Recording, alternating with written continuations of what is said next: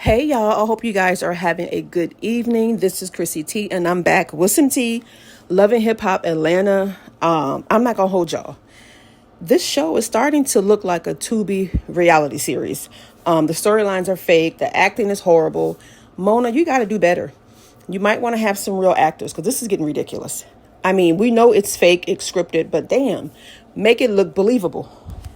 So the episode starts with Khaotic and Erica Banks, honey. They're enjoying a candlelight dinner and he's love bombing her, whispering sweet nothings in her ear, telling her everything she wants to hear, and she's soaking this all in. She just soaking it in. But what she don't know is that less than 4 months ago in the Bahamas, he was all over his ex, Amy, while at the same time still dealing with Erica Banks. So she shares with him her frustration she has with her record label, which is 1501. Yes, this is the same label that Meg Thee Stallion had beef with. They robbed her blind, and she ended up winning a lawsuit against them. Megan left the label, and right after that, they ended up signing Erica. So Erica said the record label owes her money. The same thing with Meg. They owe her money, but thankfully she got her coin back. And so Erica is frustrated and she says she's trying to transition into being an independent artist. And Khaotic said he'll be there to support her, but girl, don't ask him for money because you know he ain't got it. So in the next scene, we see Yandy go to visit her cousin, Kisha. And she shares with Kisha that she's throwing a birthday party for her son and Mendeecees' mother will be popping up, who she haven't talked to in 2 years. Not only that, she'll be living in the house for the time she's there. This is foolishness waiting to happen because Mendeeces is currently working to rebuild the relationship he has with his mom. And Yandy says she'll support him through that, but she has to love his mom from a distance because Judy, which is his mom's name, and Yandy fell out when they renewed their vows in Dubai because Judy was going around telling people how the hell can they renew vows and they ain't even married. Ooh, Judy is messy. Judy is messy. So these are two strong-willed women, Yandy and Judy, to be in the same house at the same time. That is a total disaster. And you'll see they're so strong-willed. Mendeecees, my advice to you is to get you a tent, set up in the backyard so you won't have to be in the midst of that drama. So the moment they start arguing about something, they both are going to be pulling Mendeecees' strings, putting him in the middle. So Kisha, Yandy's cousin, has been struggling for years to have a baby. And Yandy has decided to give her an egg so that she can carry. And the way Kisha looked at Yandy with such gratitude really made me tear up. That's very sweet of Yandy to do that. But yet, she throws a wrench and says that she has to talk to Mendeecees. Honey, you should have talked to Mendeecees first. You done got my hopes up, her hopes up. You should have definitely talked to Mendeecees first. So Yandy says she's not worried about it because she knows that Mendeecees will be okay with it. My question is, even if he wasn't, does he have the right to tell her what she should do with her body? Let me know. I don't know. I don't know. And then again, this ain't the first time Yandy pulled something like this. While he was in jail, she adopted a whole damn child. Now, this wasn't an infant. This is a grown teenager. And unfortunately, they started to have a toxic relationship between the teenage girl and Yandy. And till this day, I don't think they've ever reconciled. And I think most of their beef was when Mendeecees came home from jail. That's what if I remember correctly, I think the beef started when he got home. So in the next scene, Karlie has a grand opening of her second restaurant and Erica Banks shows up to support her. So Karlie introduced Erica to her new man, Kai, and Erica is taken aback because Kai is the president of 1501 and this is the man that owes her money. Not only that, Karlie did a record with this girl and she never told her that she was dating Kai. So it is given messy and it is given snake. So Erica asked Karlie to step outside for a minute so she can put her up on game regarding her boyfriend Kai. But honey, Karlie ain't trying to hear it. It's going in one ear, right out the other. Karlie said that is her man and she gonna stick beside him. Karlie has shown us time after time that she's a very bad judge of character when it comes to men. And this has been a pattern with her. She's a hopeless romantic. And the problem isn't that she can't keep a man. The problem is they can't keep her. Because we know the dating pool has piss in it, vomit, this, that, and the next. So Erica tells Karlie to be careful because this man will sell her a dream, okay?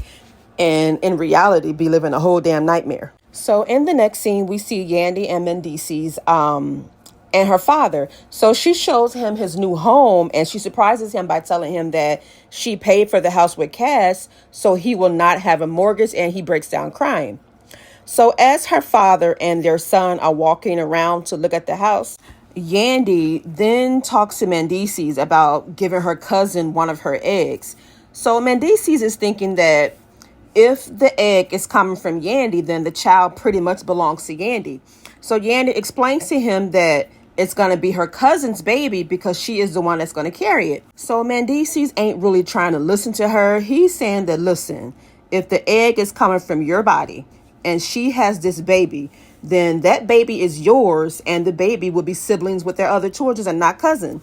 So Yandy said, no, they'll be cousins because that's what we'll tell the kids. So he says, she sound dumb. Ooh. Whoa, whoa, whoa. Hold on. Not the insults, sir.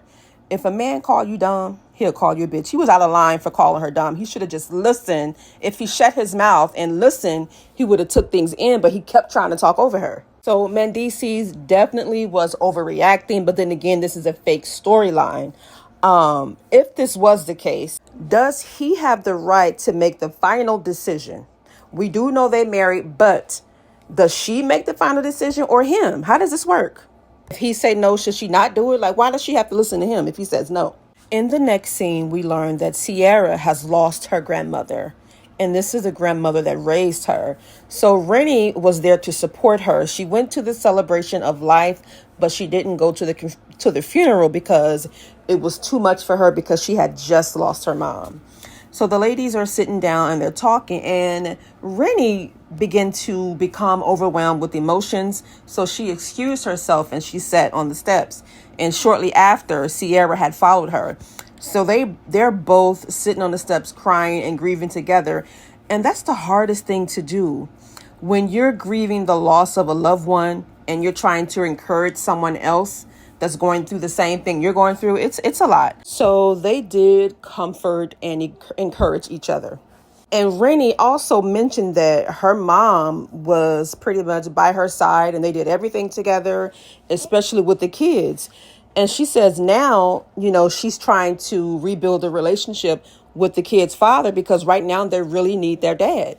So she's hoping that, he steps up to the plate, and I hope so too. It's hard being a single mom, let alone losing your mom and then having to raise two kids by yourself. It's hard. So hopefully he man up and do what needs to be done. So in the next scene, we see Mendeecees in his confessional. He says that things have not been good between him and Yandy since the talk about giving her cousin one of her eggs. And on top of that, his mother is in town and she is staying at their house. And his mother, Judy, and Yandy are not on speaking terms. And he feels like he's stuck in the middle. Judy has never apologized to Yandy for saying that their wedding was fake. And she ain't going to apologize. She hasn't by now, and she ain't. So Mendeecees and his mother, Judy, are talking, and Yandy's enters the room. And she tells her husband and his mother that she's leaving for Houston for a book signing, I think. And she give her husband the "I'm mad at you" hug and turn her face so he wouldn't kiss her. And he was like, well, where my kiss at? And she gave him the blank stare. So she gave him the blank stare and said that she feels like a prisoner in her own damn home. And of course, his mother chimes in and says, well, what does that mean? So she tells them both she is leaving and y'all have a good day. And so his mother was like, good. And Yandy said, you sitting on my couch and you talking about some good? And Judy says, this ain't your couch. Oh my God. So this was definitely not a good idea to have his mother and his wife in the house. You should have put her in a hotel. So Yandy says she wants an apology. And of course the mother is refusing. So Yandy leaves. And as she leaves, Mendeecees tells his mother, listen, you're out of line. You have been insulting Yandy the moment you walk through the door. Mendeeces, you should have nipped that in the bud the first time. Had you done that, there wouldn't have been a second time. Mendeecees, call your mama an Uber. Put her in a nearby hotel, motel, Holiday Inn. I don't care. But you have to keep the peace in your home. And it seems like the moment she walked in, like you said, she causing trouble. And that ain't good for your home. So anyway, the next scene, we see Khaotic and Erica Banks. Honey, they are at another launch party. 2 episodes in, and everybody is having a launch party or some kind of single release party. Anyway, Karli Redd is there, okay? And she calls Khaotic on his ish because he was all over Amy in the Bahamas, and now he pillow talking Erica. So Khaotic says in his confessional that Karlie is the last person to talk about him linking up with different women when she has a different man every season. Whoop. I mean, what a lie at.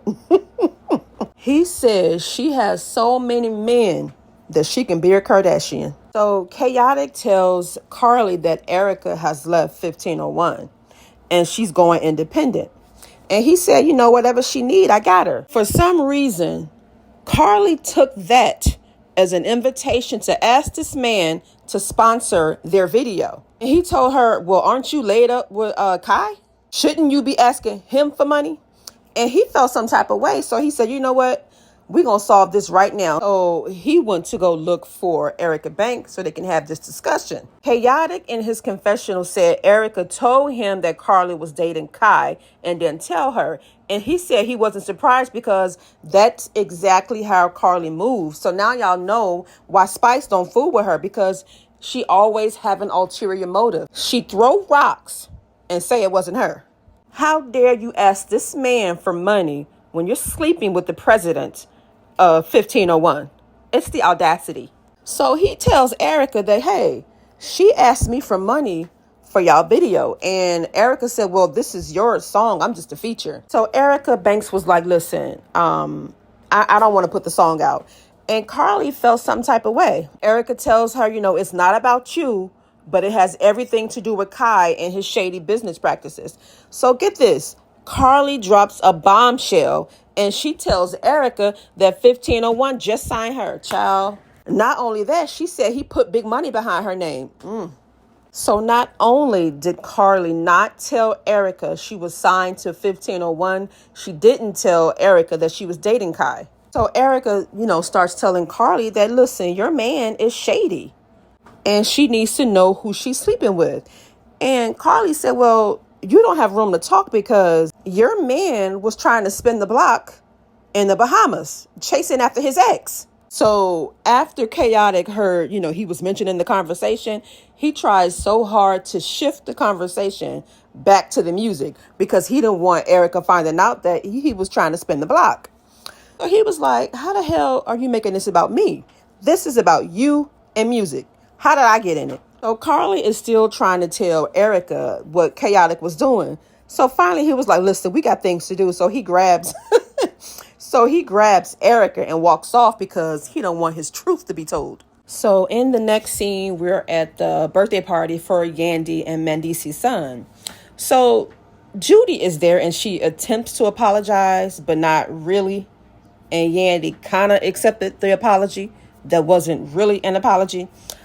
Oh, honey, but things go left fast. So Kisha decides to stand up and announce to everybody, okay, everybody that was there, that Yandy has decided to donate one of her eggs. Unbeknownst to Mendeeces, because he looking confused AF. And he said, well, I didn't agree to that. And he said that it's weird. So now Yandy's father chimes in and tried to explain the process to Mendeeces, but he ain't trying to hear it. So Kisha, honey, she became pissed. In a fit of rage, honey, she banged on the table and she tells Mendeeces, look, I've been trying to conceive for years now and you will not deprive me of that. Child. And she breaks down crying. Honey, that was an Oscar-worthy performance. And Mendeeces pretty much said, you know what, Yandy's going to do what she want to do like she always do. So he's feeling like he don't have a say in the matter. And he walks away, y'all. That's the end of this episode. Like the video, comment your thoughts, and if you like it, subscribe. Bye.